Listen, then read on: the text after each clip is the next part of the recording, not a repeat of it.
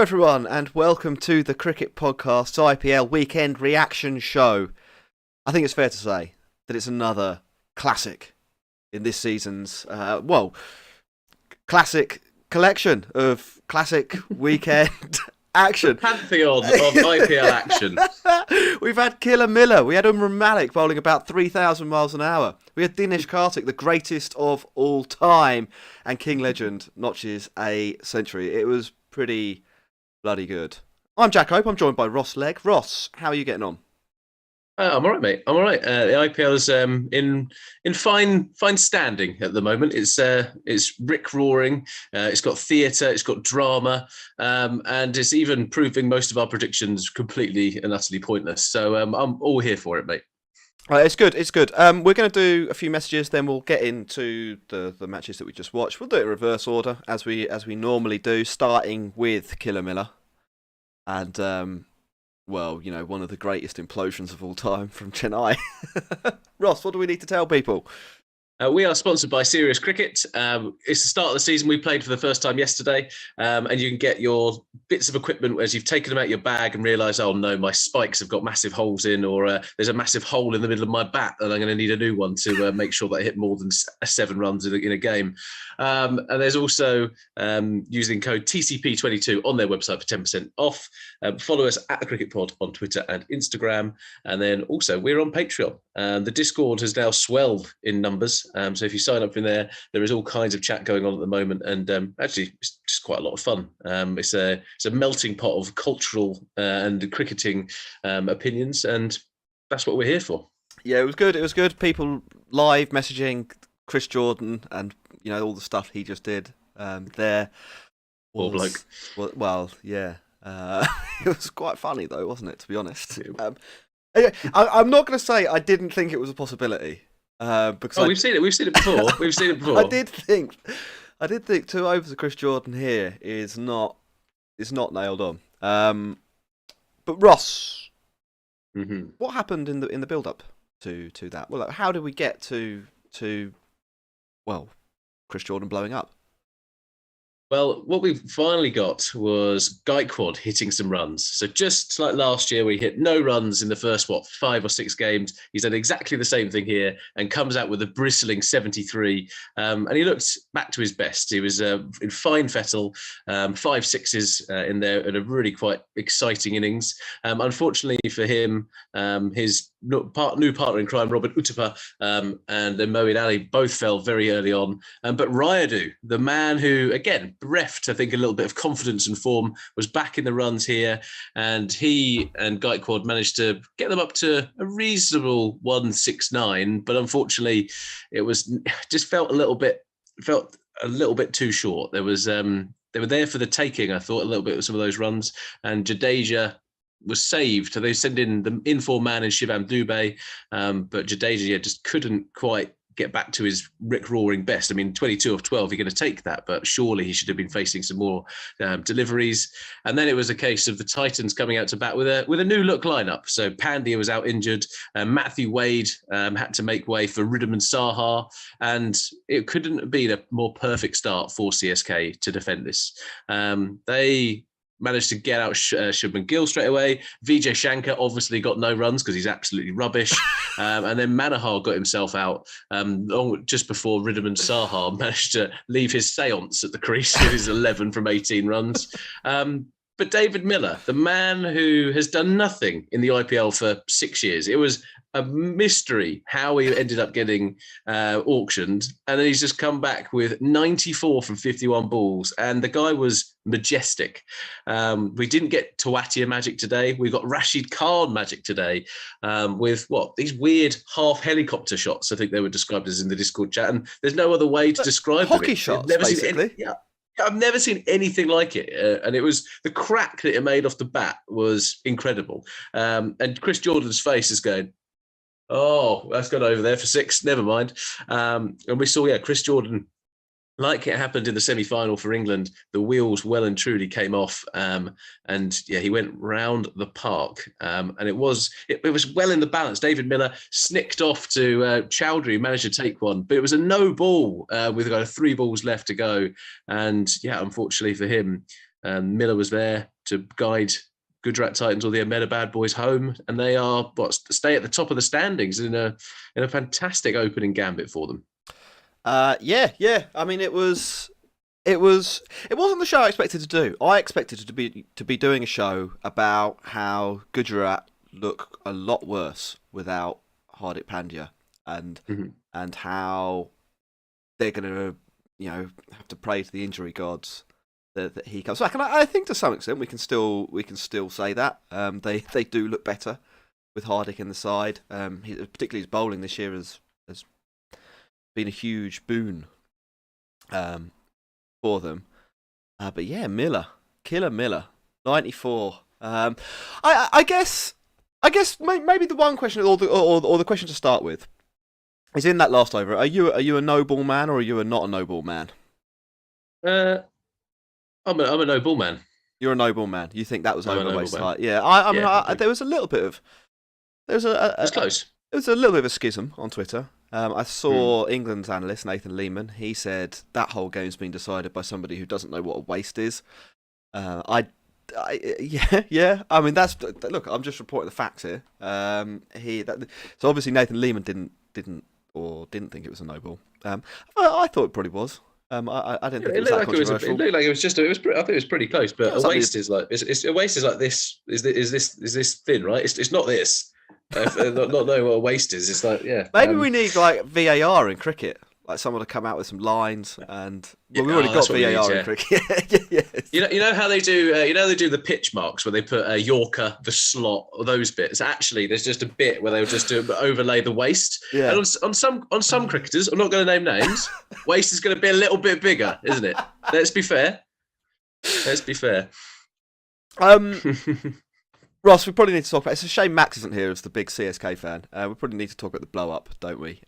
Chris Jordan, he ends up going for 58 runs from his 3.5 overs. What did Rashid Khan take him down for? 24, 26 it was a big over in the 18th. What could he have done better? He kept on bowling at full. I think Chris Jordan is very much. He comes from the school of my best ball is probably my Yorker, and I want to be able to deliver that as often as I possibly can be. But it's quite challenging when the dew is around and the pressure is there, right? And you saw for the no ball we were just talking about, the ball kind of slipped out of his hands, and it happened on more than one occasion in his brief but explosive spell. And it just, unfortunately for him, it just didn't seem to have it. But again, this comes down to for CSK. Jadeja is saying, like, Chris Jordan is my death bowler. That over where not anymore, he isn't. Yeah, that he's thinking maybe I'll give Doob another go. Yeah, so Simon Dahl was just like, he can't go back to Chris Jordan. And then Chris Jordan goes, I've got mega testes here. I'll have the other. I'll have it. I've just been taken down. I'll do it again. And he almost started off with a wide. Like it wasn't good. Like his execution today, like it is a really difficult thing to do. I think we need to kind of make that clear. It is a really difficult thing to close out some of these games, especially when you're pretty much bowling with a bar of soap. But here, just not good enough. And it's that one. We've talked about Jadeja's captaincy decisions. But Dhoni's on the field. Dhoni's been in this situation. There should be enough leadership, enough experience in that lineup to turn around and be like, do you know what? Actually, this is not what we needed. And unfortunately for them today, they blew up in a really, really big way. The thing that really struck me, Rashid Khan. We've all seen Rashid Khan bat. Like, nobody's going to say Rashid Khan is an orthodox player or a player with a wide range of strokes. Basically, he's quite wristy. You see him slap the ball over point quite regularly, and you see him sort of whip it over mid-wicket quite regularly.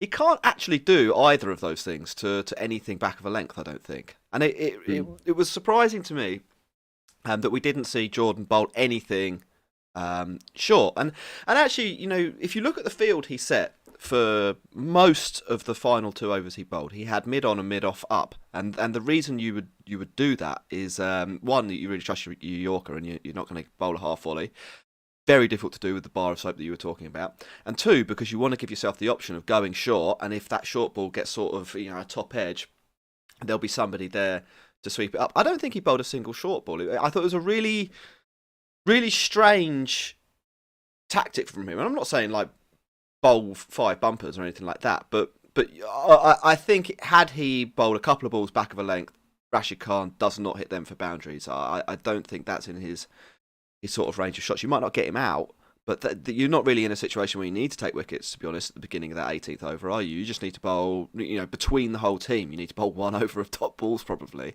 and you win that match, or don't bowl anything that you can get under. I mean, like, fair enough, might get slapped for 1-6, but to sort of go back to that well over and over again was bad cricket. It was bad cricket. As for me, in this lineup, I'm just not sure Chris Jordan has to be in it.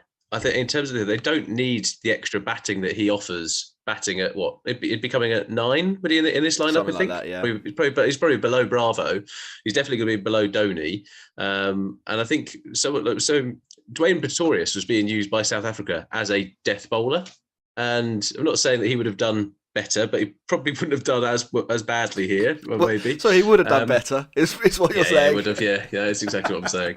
And where he's played, I think he's been quite harshly treated, actually, by this CSK lineup. I think he offers enough and probably offers something a little bit more control. We've actually seen Dwayne Bravo do, as he always does, relatively well, bowling into the pitch, bowling cutters, bowling slower balls. Dwayne Pretorius is kind of more of that. And I think here on this pitch, that probably would have suited it a little bit more. You saw in their innings, and you saw in the pitch reports before that it was going to be a little bit slower. And the spin bowlers did okay, really. I've been very impressed with the Sri Lankan spinner for CSK, who doesn't really turn it, but kind of does enough. Tikshana, and again, just a missed opportunity and poor game management, which is a bit of a theme actually over this weekend. Poor game management.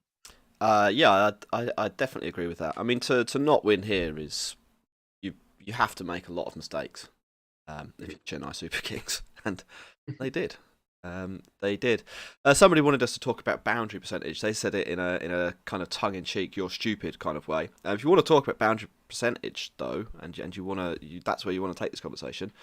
Gujarat hit 21 boundaries. CSK 20. Probably fair to say, had CSK hit 22 boundaries, they'd have won this match, Ross. Well, that's maths, baby. That's maths. And again, it just comes down to that bit where you can't have. Like Shivam Dubé has done really well in the last couple of innings. Here, his 19 from 17 balls is the issue. They didn't do a little bit better, right? There's no one else in that lineup where you're sitting there going, for fuck's sake, what's actually happened here? But it happens, right? It is difficult to do. The Dube has been fantastic in the last couple, but again, that confidence that Jadeja needs to have, being like, we're going to go and do this, or Dube going out there and going, I need to swing from the hip here and not worry about my average or the fucking orange cap, is what needs to happen. Yeah, he's got delusions of grandeur. He's forgotten that he's a man named after a drum, and now he thinks he's a good cricketer. I mean, to be fair to Dube, he is having a really good season. I'll forgive him one poor innings if he's going to be, as good as he has been in the other matches. Wouldn't you? CSK, it's I nearly bought into it halfway through the innings. I nearly bought into the idea that they were going to come back from the brink, take their record to what would have been 2 and 4. Still a long way back. Still a long way back from 2 and 4, but two wins in a row. Looks like things are clicking a little bit. Batting started to work. Gaikwad woke up. DJ Bravo's looked like I wouldn't say return to form, but I thought he bowled pretty well today. Now that they've lost that, I think it might be time to call it quits on Chennai again. I think you might be right there. But I think a lot of credit has to go to David Miller. He looked played out of his skin here. And I kind of said in my preamble that it was amazing that he was picked up at the auction. And I kind of just want to touch upon this a little bit, that when it was the IPL had 8 teams, obviously we've talked about the standard in quality, but it was really clear that David Miller just wasn't really up to playing at that level where you've got all the other people and the kind of a condensed level of quality. Now there are 10 teams and the standards dropped slightly. Players like him, we need to recalibrate our evaluation is what I'm thinking, Jack. Like we came into this predicting teams were based upon the 8-team tournament that we've known for the last couple of years. And some of the player judgments that we've had, we've kind of based it upon, do you know what, they're just not great at that elite level. Here, it's just below the elite level for the most part. And actually, the likes of David Miller are coming back into it. People are like, fucking hell, he's amazing. When really, he's just a good cricketer. Yeah, I think that's partially true. I mean, I think David Miller isn't. It's not like he's always been bad. There is reason to believe, I think, if you buy David Miller at an auction, that there is the potential for him to rebound to something like 2014, 15, 16 David Miller. 8 years ago. Let's just throw the clock back 8 years. No, but what I'm saying is that it's not a completely wild punt. Like you can bring him in and I mean, is it the greatest decision in the world? Probably not, but there's a little bit of upside there. He's paid them back hugely. I mean, if he scores no more runs for the tournament, he's been a part of 2 or 3 of their quite unlikely wins. I think there's an element with some of this as well of luck. To be honest, okay, yeah, like it's they have come up here. Gujarat, as good as David Miller's innings was, they were still 3 overs from the end of this game. Didn't really have much of a chance of winning it. They had the wrong batter on strike to Chris Jordan, and Chris Jordan lost his mind and bowled dreadfully. Now as I think we've covered in this show, like we've had reason to believe that Chris Jordan might not be a top level death bowler. That Chris Jordan might in fact be quite a bad bowler. But I don't think we expected him to be quite as catastrophically bad as he was in that over. So I think there's an alternate but not particularly different reality where we're sitting here saying, oh, great innings from David Miller in a losing cause. Like, that innings isn't quite as good, and we don't remember it, or we're not going to remember it quite as well as we now will. As it is, it looks like one of the great innings of all time. And that's fair enough. It was, that's... Sometimes you need a little bit of luck, is what I'm saying. Sometimes you need Rahul Tewachia to come off good off the final 2 balls of an innings, or to smash 30 in 15 balls. Like, it's good. Gujarat have had this has happened a few times. They've been in a corner. They've been in a situation where it's unlikely they can win, and something kind of miraculous has happened, and Odin Smith has delivered them glory, or Chris Jordan has delivered them glory. In the live chat, Cannon Fodder has said, "How do Ahmedabad boys keep doing this? This team defies cricket logic," and it's interesting, right? Because like you mentioned there, they've had players pull from the well almost their best performance they're probably going to give in a season. Maybe in a 5 year, back-to-back in 2 years, in all across all cricket. I mean, David Miller, if he plays another innings like this in his life, I would be surprised. Well, maybe depending on the maybe, but there is. Did we expect it from? He's almost single-handedly won this match. He's scored 95 of the 170 runs, or 94 of the 170 runs. When he comes in, it's completely fallen apart around him. Ridham and Saha's just up to sort of nothing at the other end. He more or less single-handedly gets them into a position where they can get lucky. Sure, Rashid Khan does take down Chris Jordan, and he does need that help. But he has. If he plays 90% as well, they still don't win this match. So he has played the very best he could play. They've had a little bit of luck, and it has come through. And it's T20 cricket. I mean, this is why the format is really captivating and really exciting, because mad shit happens. To put it bluntly, like that does, like as Cannon Fodder says, that defies all cricketing logic. It's very hard to sit here and say, that's how you should play T20 cricket, because it very evidently is not. Like the top order has completely melted away. They didn't bowl, they didn't bowl badly. They didn't bowl especially well. I mean, I don't think you sort of set out to let the other team get 169. That's sort of par. You want to do a little bit better than that, I think. You certainly don't want to be, what were they? Let me just get this up. 16 for 3 after 4 overs, or 48 for 4 after 8 overs, or 87 for 5 after 13 overs. Like, all of those situations are bad. And it just goes to speak how much CSK have blown up in this game. Right, Yeah. that's they had something completely in control. And again, it comes back to the overall theme of the IPL of snatching defeat from the jaws of victory, and they just seem to have done that here. So yeah, someone's put in the chat that David Miller has lots of potential. Freddie Adu had a lot of potential. Look how his career panned out.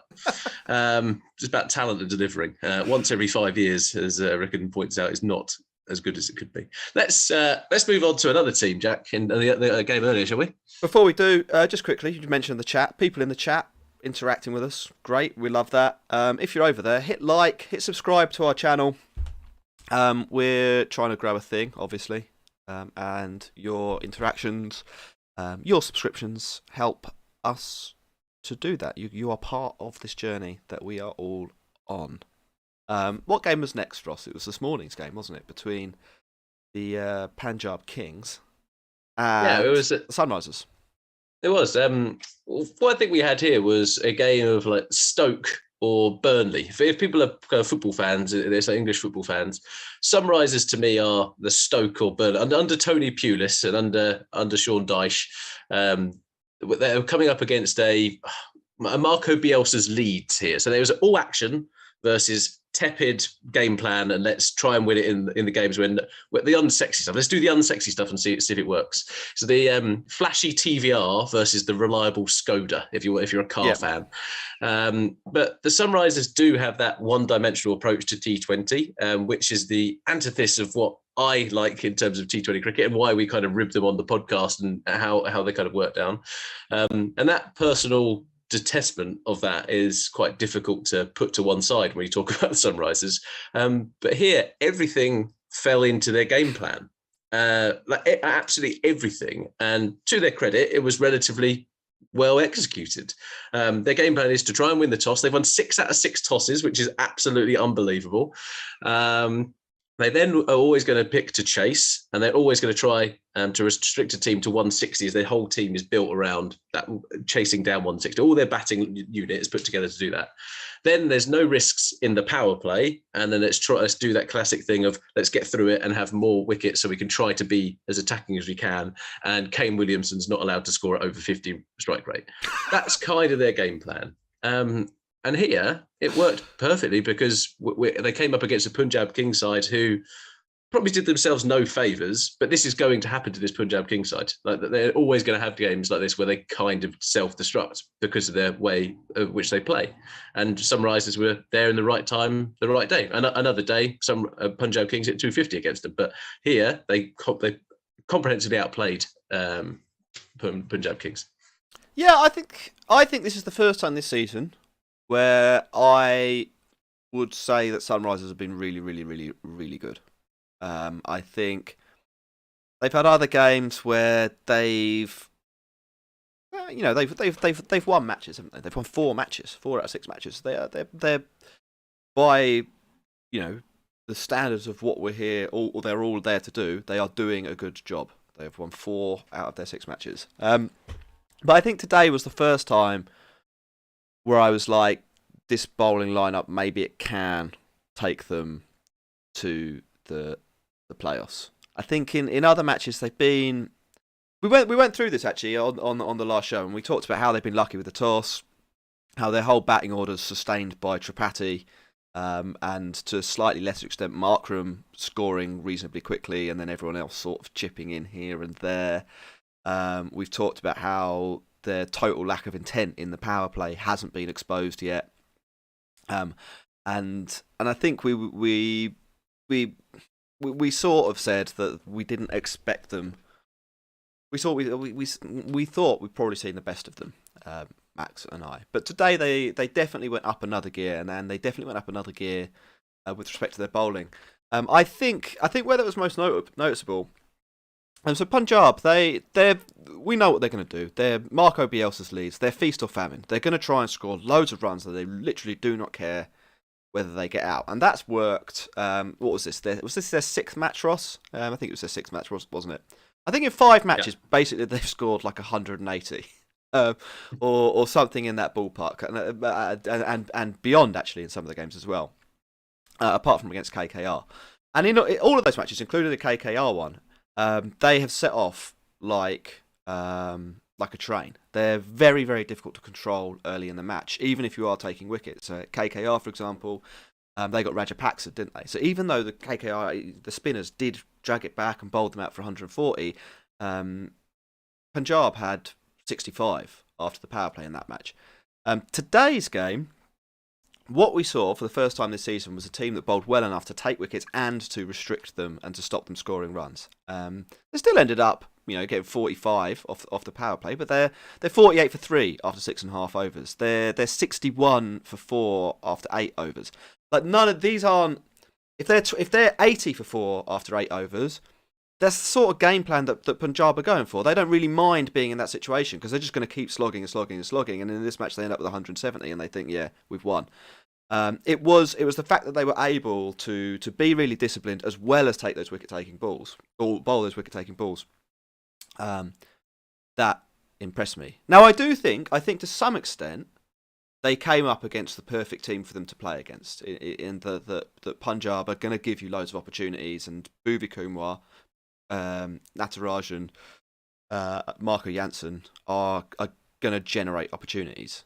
They're kind of wicket taking bowlings. They are wicket taking bowlers, aren't they? They bowl a lot of deliveries at the stumps. I know today Bhuvi Kumar's the one of those three that clears up, but I wouldn't have been surprised if any of those three players had picked up 3 wickets, to be honest. And I think the final point, it's sort of he's on our newly upgraded YouTube thumbnail, Magic Malik or Malik Magic. This was maybe the first time, I don't want to say in the IPL full stop, but maybe it was. Maybe it was the first time where he was able to use his raw pace to really influence a match. Arguably, what he did to Dre Russ in the last match was sort of the beginning of that dawn. But today, the way to do, that's exactly what he was supposed to do. Bowl the final over really fast and at the stumps. And if he can do that, even to top batters, he's going to take a lot of wickets. So between all of those players and Suchith, who I think's a reasonably good defensive spinner, or Washington Sundar, who's another reasonably good defensive spinner, I think they might be able to win. What do they need to win? Four more matches to make the playoffs. I think that realistically could happen. I still don't think they're favourites to get there. I still think they're better teams. I think Punjab are better than them. I think the RCB are better than them. Gujarat probably aren't better than them, but they've had the rub of the green enough now that they're almost in not almost in the playoffs, but they're a long way ahead of the pack. And I think Lucknow are probably better as well. But there's something there. Win a few more tosses. This could work. Did you like anything about what they did, or do you still hate them, Ross? I still hate them, and I don't think they're going to make the playoffs. I'm going to still stick by that. My bet still stands that with all our listeners that Sunrisers are not going to make the playoffs. So I'm going to double down on that right now. But I think I look forward to me being sitting here in their I want to hear Sunrisers stop. So they've won 4 matches out of 6. They're in a good position. Yeah, sure, they've won the toss loads of times there and so on, but you can't blame them for winning the toss. Like, that isn't. I'm not blaming them. I'm here. I'm saying that today, just as much as Punjab, we know how Punjab Kings were going to play. Punjab Kings knew exactly how Sunrisers were going to play. And there is sometimes that bit around that game management. I kind of talked about it as a bit of a theme. And here, Punjab Kings were missing Agarwal, which I think is a big loss in this team. I think if we're missing one of your best opening batsmen who came into a bit of form last game, that's a big loss. And instantly you've got a big downgrade kind of in that area. They're forcing themselves into a real corner, picking O'Dean Smith. The balance of the side is just not right. And what is he offering? They bowled 1 over today. And with the bat, he stunk the place out. So him and Sharad Khan. He literally can't play cricket shots. It's amazing. Yeah, they've got a baseball player in there, and they're just like, this is going to be fun. But Sharad Khan was a disaster today as well. And that final 5 overs of Punjab Kings innings is what really cost them. We talked about, you mentioned that they restricted them up front, and they did, and that was well done to Sunrisers. But here, Liam Livingston was in full full flow. He was striking at nearly 200, and then Sharad Khan decides to keep him off strike. But people were saying it was sunrises. It wasn't. It was own team. I was watching it with my own eyes. Sharad Khan turned down a second one because he was too fat to get to the other end, and literally Livingston is just going, what a minute. So all the momentum out of his game. And I know that when we've got Dan Weston on, he's probably going to come on this week, he'll talk about, well, momentum doesn't really exist. As a batsman, you know when you're kind of there. And if you stop facing deliveries, you kind of lose that feel for it a little bit. And I just thought it was quite naive game management from Punjab in this. And I think Livingston probably has to take some of that criticism too. He's the senior batsman in that lineup. He's the big cheese who's gone for a load of money and is in there. Last year, we saw Sanju Samson for the Royals turn down singles as he knew he was a favourable matchup. So that's mentioned in here. To take down certain bowlers. And he was the senior batsman in that lineup and the captain. Livingston should have done the same here, again, when he was with Sharad Khan and Odean Smith. Yeah, I mean, I don't necessarily disagree with that.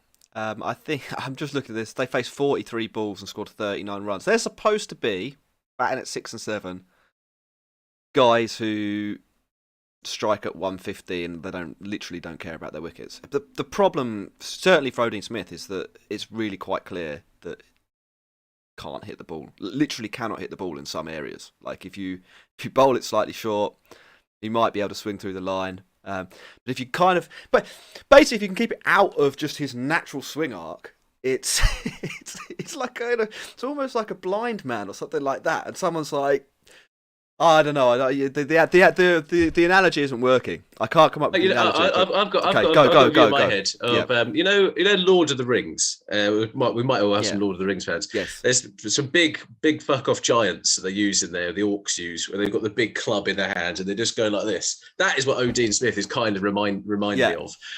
But him being in this team, when he hits someone, it's going to go a long way. Yeah, but he's just susceptible to a bow and arrow. That's what we're really saying. But him being in the team just doesn't make sense now. Like we've tried the Odean Smith experiment. Rajapaksa is sitting there going, lads, I'm striking at 180 against the difficult bowlers. You've got old Pie Boy in here not being able to do it. And to me, that is a mismanagement from Kumble and Punjab Kings. That is to me. I think it's... Well, I think it is. I mean, we've been saying on the show for a while that Liam Livingstone is the real deal. He has been excellent this season. What's he got? 350s. He's striking at like 185 or something like that. He's more than paid back probably the money they spent on him. And I just don't get Odean Smith. Who should they replace him with, Ross? Because you've got Rajapaksa waiting in the wings. He had a good start to the season. Benny Howell's another option. What do you reckon? Yes, so again, it depends. Bairstow hasn't quite got going yet in this one, but he's worth sticking with, right? He's an elite white ball player. You've seen how good he is for England. And I think there is just a matter of time. Just like Livingston took a couple of games to kind of get into it, Bairstow probably takes a couple of innings. And next game, I won't be surprised if Bairstow comes away with 50 in this kind of game. So I think you have to figure out who you want in that area. If they're going to continue going on we're just going to swing for the hill, which they might well do, they need to be really careful of who comes in. When we had Benny Howell on the show, he talked about how he'd been working on his batting around it. He offers something a little bit more with the ball, probably a bit more control. And if you guys haven't seen him bowl, lots of variations, quite difficult to kind of get away, which was actually worked quite well in the Pakistan Super League when he played in there. So it is a difficult one, but at the moment, my view is anybody but Odean Smith. It's really dining out on that 20 he made against RCB, isn't he? You know, it's we're 6 games into the RCB season fans, anyone can hit 20 against RCB sometimes. Sometimes the wheels do come off, but we can talk about them in a minute. Jack, have you seen the deal? I have. I've seen this. This is amazing. Do you want to read it out? It's from Sudeep Raj, who sent us a super chat. Thank you very much for that. Send him some love if you're in the chat. That's what we want. Support the show. Yeah. Ross, if Sunrisers Hyderabad makes the playoffs, you wear an SRH hat every episode until the end of 2022. If they don't, I donate $200 to TCP. That is a great deal. That is a fantastic deal. I'm happy to get on that, but even the big bloody floppy hat that Tom Moody wears, we won't wear it with your headphones. I'll make it work. I'll cut little holes in it just so I can kind of wear it. Yeah, deal. 100% a deal. I've got a feeling that that they're starting. I actually don't really believe in momentum game to game. I think within a match, sometimes you are right. Like it just, somebody loses their mind, or you're timing the ball really well, then you're off strike and you sort of lose your rhythm a little bit. I think that's definitely true. I don't think match to match it makes too much difference because there's 11 variance other guys. in T20 cricket. There's too much variance. I think I agree with you on that. But I do think that having a one game head start on teams that could potentially catch you is an advantage. Like that, I believe in maths. I believe in having more points than other teams. If Rajasthan do not win their next match, then SRH will be in that situation. They will have a one match head start, 8 games to go, win 4. They're probably through. Can they win 50% of their matches? I think that's probably how good they are, to be honest, isn't it? From what we've seen this season, they're probably a team that should finish about 7-7, maybe 6-8. They're a little bit of luck away. They're a little bit of luck away from making the playoffs and you wearing an orange hat all season. Fine, but for me, there's definitely just something about it that, knowing the IPLs that have kind of come and gone before, we've seen teams kind of promise a little bit and then fade away, or we've seen teams start really slowly and then actually pick up a bit of steam, kind of all that. And I just feel there's more twists and turns in this. I don't think looking at the top 4 that the top 4 is there now will be the top 4 come the end of the season. I think there's going to be that classic IPL theatre and drama that we're going to get to see. So yeah, I'm okay with the deal. I think it's a fair deal, and we'll get it done. Jack, you kind of touched upon him, but Umran Malik today was bowling thunderbolts. Oh, he was amazing. Yeah. There is nothing better really than watching someone bowl full, fast, and straight, and just completely obliterate people. Like, people were scared of him, knocking stumps out the ground. That's what I want to see really from fast bowlers. I want the stump not in the ground anymore. I want the batter playing it from square leg. I want wild celebrations. He bowled the final over the match. We've seen the Kings kind of get away with situations like this before. Actually, against Lockie Ferguson, who was bowling slower balls to Chahar and getting hit. He didn't do that. He was just like, I've seen that. I've learned the lesson from Lockie Ferguson. I'm just going to bowl flat out 150s, full straight, and basically back myself to be too quick for that guy to use his stick to hit the ball. Yeah, and this might well be coming from someone like working with. They've attributed what, and they've put together an all-star cast of coaches, Sunrisers. Do you think Brian Lara told him to do this? Well, Dale Steyn probably more likely than Brian Lara. Muralithrun, yeah. But here, maybe that's the bit. Maybe the development of some of these younger players and the retention of Umran Malik. We thought it was a good retention because there was definitely something to work with there. Could well be paying off. So, but I'm not sure there's much more to say on this game. It does. I mean, I would say it does make a reasonable difference as well. I mean, they go into that last over with 4 wickets in hand, the Kings. And a guy bowling, pretty quickly. So if you hit the ball, then there's a decent chance you're getting a boundary. To go for no runs, the wickets are sort of irrelevant at that point. It's the fact that he bowls a maiden, a triple wicket maiden is great, plus a run out. But the fact that he goes for no runs really, really does help Sunrisers. You said, I mean, you were saying there, they're not a team designed to go for high scores. If Punjab get lucky and get 15 off that over, it suddenly becomes a lot more dicey. They can't sort of take it easy and knock the runs off with comfort. But someone's got to take a little bit more of a risk. So good work to the Sunrisers. I just had a look at their schedule. On will they make the playoffs? They've got to play RCB twice. I think they're 2 quite tough matches. They've got a match against CSK and a match against Mumbai, though. I think they're quite, the way those 2 teams are going, that could be 2 free wins. What do they need to get? 4. They've got Punjab Kings, KKR, Delhi Capitals, and Gujarat. All of those are they've got a chance against all of those. Do you think they're tough games? I'm listening to that. I don't think Punjab Kings will implode against them another time. I think they'll be strong, and I think they'll figure that out. I think the best is yet to come. That's the final match of the season for them. Yeah, I reckon. Yes, I reckon it'll be close. But someone's. We've got another match, by the way. So I'm going to get a shirt as well. So Karthik has said he'll match that donation, that $200 donation, if I wear the shirt as well. So, I mean, I could be dressed as a bloody Fanta advertisement for the rest of the year, or we could be $400 up. So I'm happy to take your money. There's no way Sunrisers are making the playoffs. If anyone else wants to get in on that bet. I'm happy to take your money. Imagine that.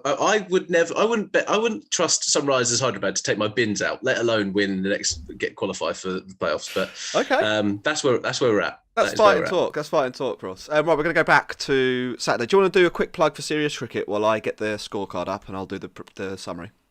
Yes, we are sponsored by Serious Cricket. Use code TCP22 for 10% off all equipment. Get yourself a new bat, get yourself some new pads. One of the guys turned up to cricket yesterday and the mould had got the best of his gloves, so he's going to be buying some new ones on there. They are a fantastic organisation, so go and support them. And also follow us at The Cricket Pod on Twitter and Instagram, and sign up for our Patreon if you want to rinse me more about Sunrisers Hyderabad or whatever else it might be in our Discord chat, where you also get exclusive shows, etc. How many runs did you get yesterday, Ross? I think I got 7. I think I got 32 not out. Won the game. I also got hit into a Lido, so first ball of the season got hit for 6. So there were ups and downs. Yeah, I think when I was waking up reflecting on it this morning, I was a bit like, do you know what? I probably was out, but it didn't bounce. To be fair, I got an April one that didn't really bounce. So we won. That's though. Life. That's the main thing. We did. It's a team game, isn't it? Team game. It's a team game. Let's talk about RCB, shall we? It was a team game yesterday as well for RCB. They got put in to bat, which isn't that surprising. That's what everyone's doing. And they lost some early wickets. Both openers went. They were 13 for 2. Fafta Bassi, who's been all right this season. He kicked off the season with a nice knock and struggled in some other games. Had a couple of good starts and not really gone anywhere. He fell again, which is a little bit of a concern. Brings Kohli to the crease. And we had a Kohli-Maxwell partnership. Now, that's box office. That's IPL, isn't it? If someone says to you, RCB, Ross, what do you think? You think Maxwell, Kohli, batting together, middle overs. Kohli's going at 100. Maxwell's from first hitting people for 6 and going to 200. And they've got a partnership. Kohli, he made his way to 12 before, I don't know, maybe Maxwell got bored or something, ran him out. It was cruel. It was cruel. Second time this season he's been run out. Both, it was David Willey on the last occasion. Unlike David Willey, though, Maxwell wasn't out next ball. He hit 55 from 34 balls. A really attractive knock. That's what we want, isn't it, from Glenn Maxwell? And it looked like they were on the way to a pretty good score and until he fell.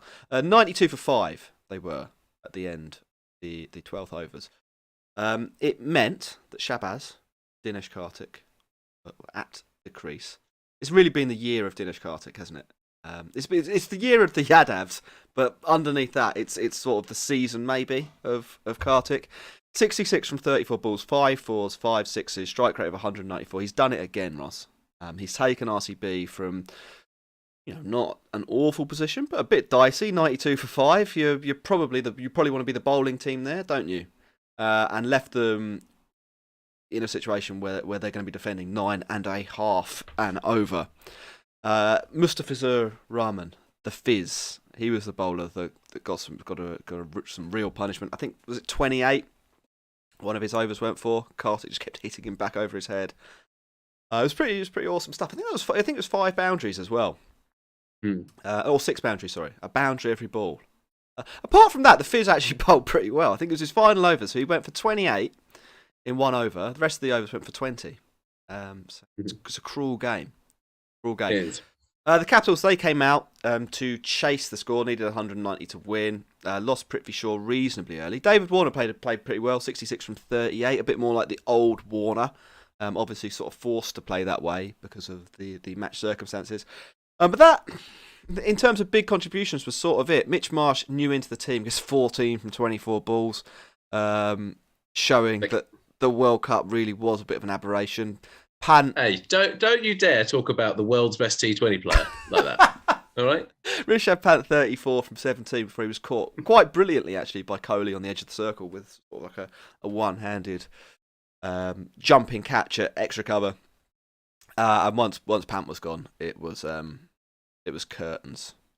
They wrapped it up reasonably comfortably with wickets falling most of the rest of the way through the innings.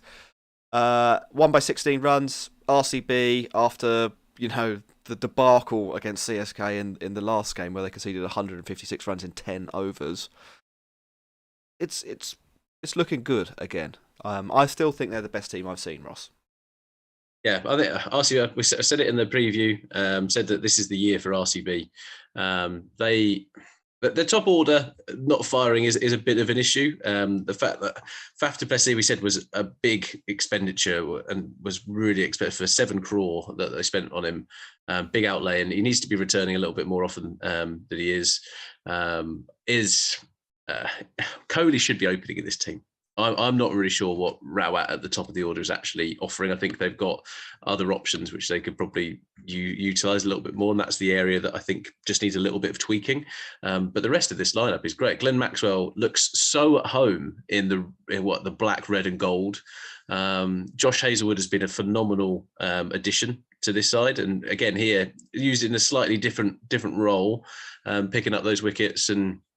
Yeah, he really, really did impress. But where I would like to focus, Jack, is on unsung hero Shahbaz Ahmed. Oh, yeah. He is low-key delivering for RCB. Every single game, Shahbaz Ahmed is the guy who has been like, I'm here, I'm going to be Dinesh Karthik's mate down the end. And Dinesh Karthik, in his lovely flowery shirts, is getting all the praise, and rightly so, because he's one of those likeable people in cricket. But I think Shahbaz Ahmed is someone who, has been a very good player for RCB, and I'm enjoying his contribution at the moment. Unsung hero. Well, just have a look at his scores. 32 not out, 41, 45, 27. Didn't bat in one match. That's pretty good contributions, you'd say, for somebody batting down the order. And certainly he has played his part. Dinesh Karthik, I guess the question is, we've talked about how much we love him. We've talked. This isn't the most miraculous thing he's done this year, so we're not going to overdo it. But there are serious questions now being asked. Should he be on the plane to Australia with that India team? Has he bumped Rishabh Pant out of the national team? I'm not sure if he's dumped Pant out of the team, but he could play as a non-wicket keeper if needs be. Like the guy, I think, has a pretty seriously good record for India in international T20s and was kind of unceremoniously dropped out of that side. And his contribution here has been phenomenal. So he's doing everything that he possibly can do in this area. So yeah, who knows what kind of, we can never seem to predict India's selection other than it's going to be probably not their optimal lineup. Rohit Sharma, Virat Kohli, yes, they're the biggest names in Indian cricket. But are they really your optimal players for your T20 side of trying to win a World Cup? Maybe, maybe not. And yeah, there's big questions. For Delhi, Jack. Delhi. Actually, one more thing on RCB. Okay. Mohammad Siraj actually was back to bowling what we thought we were going to get. He's taken a little bit of time to warm up, but this was the Siraj that was doing well last year in the IPL and actually looked back to a bit more control, using the fire in the right way, and yeah, the guys couldn't really lay too much of a glove on him, and I was quite impressed with what I saw. So let's talk about Delhi a little bit, Jack. The return of the world's best T20 player, Mitch Marsh. We were told that he was the answer to all of the T20 woes. He's 14 off 24. Not good, is it? Not a great return for Big Mitch. I mean, I think they've made two sort of impulse purchases, and they've played both of them in this match. Mitch Marsh and Rodman Powell. Rodman Powell, presumably they picked him just because he got 100 against England recently. Now we've seen how some of the England bowlers have gone this weekend. Like that, and they weren't even in the team. I don't think. I think it was the backup England bowlers that he scored that century against. So just think how bad they are. We definitely shouldn't be picking. Well, if you're an IPL franchise, you definitely shouldn't be picking people based on that. As nice a guy as I'm sure he is. I think I have heard that he is quite a nice guy. Mitch Marsh, similarly. I don't get Mitch Marsh. Now I know he had a few decent knocks at the T20 World Cup. I just don't know if those decent knocks and he played a great hand in the final, didn't he? So well done to him, and Australians seem to love him. Lots of people seem to love him. Again, by all accounts, a really nice guy. But I just don't see what the hype is about, really. He's a seriously good bully. He's a good bully on a flat deck. He's a really good bully, and I think in Australia defending their T20 crown later in the year, real asset to that side. Do you reckon? Is he? Yeah, I think I genuinely think I think against pace bowling, the ball that bounces, he's a classical kind of bully when it comes to the Australian way of playing, and I think that can work in certain conditions. In India, I don't see how it translates as well as they think it will. I think his drawback against spin and a kind of a two-pace pitch is really difficult. That's a massive thing to overcome, and I'm not sure he has the ability to overcome it. I don't think he's the saviour of this Delhi team, and that since the auction, their team just looks so much worse. Yeah. I think it does. I mean, David Warner was good though. The bull is back. They've got the bull. But it does. I mean, who do they have last year? Prithvi Shaw, Darwan, and then Shreyas Iyer. Some of the season, not the whole season. Stoinis, Hetmeyer. They are better players. It has to be said. Yeah, and they've tried to address their issue. Right, they had a bit of issue with kind of the middle order hitting. Hetmeyer did an okay season, but as you know, he's like not potentially the most reliable kind of in that role. And they needed a little bit more firepower, and that's what they've kind of tried to go for. But it's their bowling that is really difficult here. We said in our preview shows that Anrik Nortje, if he's fit and firing, is such an asset to this side. But them not really having a backup for them. The Fizz is doing a great job, but they are missing that other senior bowler to stand up and be a part of this team, I think. Yeah, I think with definitely Nortje coming into the team and then being dropped is sort of an acknowledgement from them that he probably wasn't fit to cut, and he was bad in that game where he bowled those full tosses. It didn't look like a player who'd practiced at all. He looked like a guy who'd spent months on the sideline with a bad injury and hadn't fully rehabbed. So I can see why he's not featured in the last two matches. I think it was rather obvious that he sort of was injured, and you take him out of that team, and it does look a little bit weak, doesn't it? I'm not. Yeah. I mean, the Fizz is good. He got a bit of punishment today. He is good. Did they only play with 3 overseas again? Oh no, they're 4. Sorry, David Warner's there. I don't know if they can quite find the balance that they'll need to get back into things, unless Nortje suddenly is at 100% fitness. If he is, then I can see it working. And that's it. When you put your eggs in a bucket, this is why teams should invest in auction analysts instead of basing it on recency bias. Like picking up a bunch of geezers from the Big Bash or a bunch of guys who hit runs against a England B or C team isn't your best strategy here, lads. And that's unfortunately what Delhi are going up against. But we can't rule them out. They've got some big stars in that team. I think they've got some really, really good players. And I think your point about balance, if they can get that right, that's fine. They're not out of this tournament by any stretch of the imagination. No, not at all. And they've got that kind of game in hand, if you like, against Rajasthan. Win that, and it's all right. They have got some really talented players. I don't know. I think there's probably a case for moving Lalit, Shardul, and Akshay Patel up the order if they can, getting rid of Rovman Powell because he's adding absolutely nothing. If they can bring Nortje in and slot him in down the order as their another overseas bowling option, then I think it might work. Kuldeep Yadav has a decent season. Renaissance. Yeah, Fizz is a good bowler. It's the Lord is the Lord.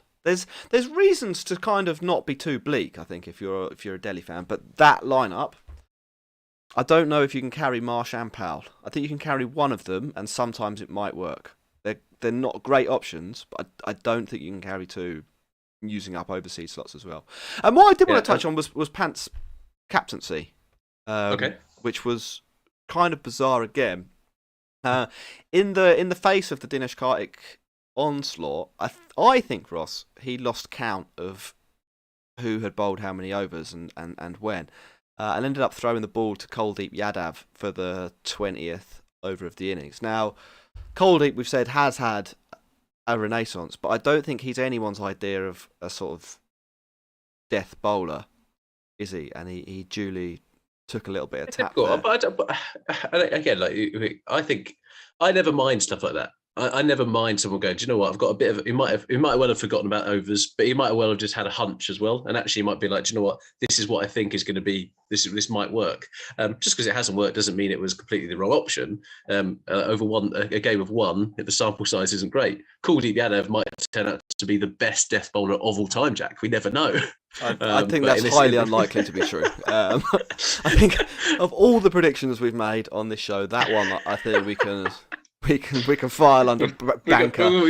Yeah, can we? But yeah, I do actually agree with you on this one. I think that sometimes in the face of that, but that's the beauty of T20 cricket. And when there is an onslaught, like Dinesh Karthik was dishing out, that's the pressure that it puts under people, and long may it continue. Harsha, thank you for your super chat. He wants to know how Sunrisers Hyderabad are doing. We talked about that. They're doing all right. Better than we thought. Ross has made a £200 or $200 bet. I'm hoping it comes in because I want to be rich. That's Sunrisers in a nutshell, isn't it? Should we do the last match of this weekend? It's a reasonably long show, so we should think about wrapping it up. It's Bank Holiday Sunday. I don't know what we're going to do. What are you going to do? I'm going to have dinner. And then I'm going to watch. I've been watching, Ross, the Queen's Gambit. I'm a year and a half late to the party. Oh, hello. Yeah. So welcome to the pop culture, mate. Yeah. So I've gone and watched a couple of episodes of that with my girlfriend when this is over. Nice. Lucknow Super Giants v Mumbai Indians. I'll summarise that. Lucknow, they had to bat first. King Legend scored a really nice century, 103 from 60 balls, faced exactly half the innings, 103s. Yeah, arguably the minimum that you want to end up on, but he played some nice shots, so we'll give him the benefit of the doubt there. And I'm not going to complain about anyone getting 100 in a it was good. I thought it was good. T20 match. Mumbai, it was all a bit much for Mumbai and their middle order of children. Daryl Brevis once again showed flashes of genius, but didn't sustain it. Tilak Varma played probably his worst innings of the season, 26 from 26. Surya Kumar Yadav again sort of inexplicably comes in a little bit too late to really have a significant, well, maybe not too late, but he comes in right at the end of the power play. And I don't know if that's when you want Surya Kumar Yadav coming in. I think you want him coming in as soon as a wicket falls. He didn't, and they lost. They lost pretty comfortably, and they never really looked like winning. Wheels came off for Tymal Mills with the ball. I think they came off for a few other bowlers as well. Let me just get that up. Mills went for 54 in 3 overs. The wheels really are off there, aren't they? Chris Jordan-esque figures, those, unfortunately. Yes. Fabian Allen also joined the team and was duly dispatched around the park as well. I'll let Allen off a little bit more because I think it's quite difficult if you're a spinner on a pitch that's, the Brabham's been quite difficult to bowl spin on it. There are some short boundaries there, and when nobody else is taking wickets, if you're a finger spinner, you can be sort of cannon fodder, I think. And I think that's sort of what's happened to him. Tymal Mills was just bad. He's had a really, really bad game. Again, I'm just there in that team. You've used him in 3 or 4 different roles. They've tried to use him as the power play bowler, like the 2 and 2. They've tried to use him as the enforcer in the middle. They tried to use him as a death thrower. I think that lack of definition, and that's typically what Mumbai Indians were really good at a couple of seasons ago. Was everyone seemed to know exactly what their role was. In this, it just seems still a bit confused around it, really and that can't be good, and that can't do anyone's confidence any good, and it can't. It's not a sustainable game plan. They've gone from a team that decided not to pick a spinner to bowling 9 overs of spin in a match as well, which is When I say not as big a spin, that's a bit harsh on Murugan Ashwin, isn't it? But that they made a very clear decision at the auction not to invest money in re-recruiting Rahul Chahar, for example. And 6 games into the season, they're opening the bowling with a spinner. They've brought in an overseas spinner, and Ashwin's going to bowl his 4 overs as well. So they bowled 9 overs of spin. I don't know. Is that the game plan they had in mind? Basil Tamp, he's been ditched from the team. He was there. He had the new ball in the first match of the season. In this game, I don't think they bowled an over of Bumrah in the power play, did they? Or maybe he bowled 1, which is interesting as well. He's been used sort of variously in about 4 different roles. I don't really know what the thought process is behind a lot of these decisions. Yeah, I think it's a classic case. The team has got a little bit complacent. I think we've talked about it before. Like Giles Warden has been there for quite a long time now. We've still got the same voices, same stuff, and actually for some reason they've had a blueprint and they were rocked the first kind of couple of games, and they've almost gone shit. But this just isn't going to work at all. And actually they've panicked a little bit, and it's just very confused at the moment. But I think we should praise, and I'm the first person to put my hand up and say, I sometimes have thought that KL Rahul was a disaster at Punjab Kings, but actually his century yesterday was exactly what was ordered, right? And it's no surprise that he can do that kind of stuff. And actually, I think it was a great innings from him. And actually, Lucknow, we've been really impressed by both of the new franchises. Especially as LSG are kind of just like, let's play all of the all-rounders as much as we possibly can, and Manish Pandey, who also had his classical anchor innings here. Yeah, it's taken KL a little while to warm up for this season, I think. Before today, he had 132 runs off 100 balls, 103 balls, so not a great average and not a great strike rate. So it's now an average of 47, a strike rate of 144, which is pretty par for the course for KL. Maybe a slightly more aggressive strike rate than we've seen in the last 3 seasons. But they're putting something together, I think, at Lucknow. They beat Mumbai pretty comfortably here, and that's I don't know. I don't think many people would have predicted that happening before the season. I think if people were to ask you which of those 2 teams is going to lose 6 matches in a row and which team would be sort of 4-2 and building a bit of momentum, you'd definitely be like, well, the narrative for that is King Legends lost the plot and they've not won a single game, and that Mumbai are the team that after they were robbed in a game early in the season, bounced back and have looked pretty competent. They're not the sexiest team in the world, I'd say, Ross, but they get the job done. Yeah. And just wrapping up on the Mumbai Indians point, the fact that Kishan and Rohit just not firing, something needs to change there. I think Kishan has to play, Rohit Sharma has to play in this lineup. But it's that batting lineup that, to me, like they haven't got a bowling strategy, or if they do, it's a disaster. And again, this is a game where you could have seen Pollard bowl 4 overs. He's kind of not going to bowl or whatever. Just all of it is really frustrating, and Mumbai Indians fans are well within their right to be really pissed off at this team, I think. Yeah, I mean, it's interesting. I don't. Some of this is definitely down to form, right? Ishan Kishan is he blows a bit hot and cold, but when he blows hot, he is really, really excellent. He's one of the best opening batters in the league. This year hasn't really done it at all. He's been playing just like sort of. I mean, he's 70 one of those games, isn't he? 80 one of those games. Yeah, but that's really it. He was bowled by Marcus Stoinis today. Stoinis doesn't really do anything. You shouldn't be bowled by Marcus Stoinis in any circumstance. So there's something that hasn't clicked for him there. Rohit Sharma is probably still better than the performance he's turned in. And if those 2 have had a half decent season, or their average season, or even slightly below average, you'd think that this team would have won 2 or 3 matches. So there's definitely a bit of a form issue here, because we've talked about the bowling, and we've talked about the bowling on loads of other shows as well. Because they know the bowling is going to be a bit bad. What they're saying is that we back our batters to chase down above average scores or to set above average scores regularly, and I think they probably have the lineup to do that. But roll of luck.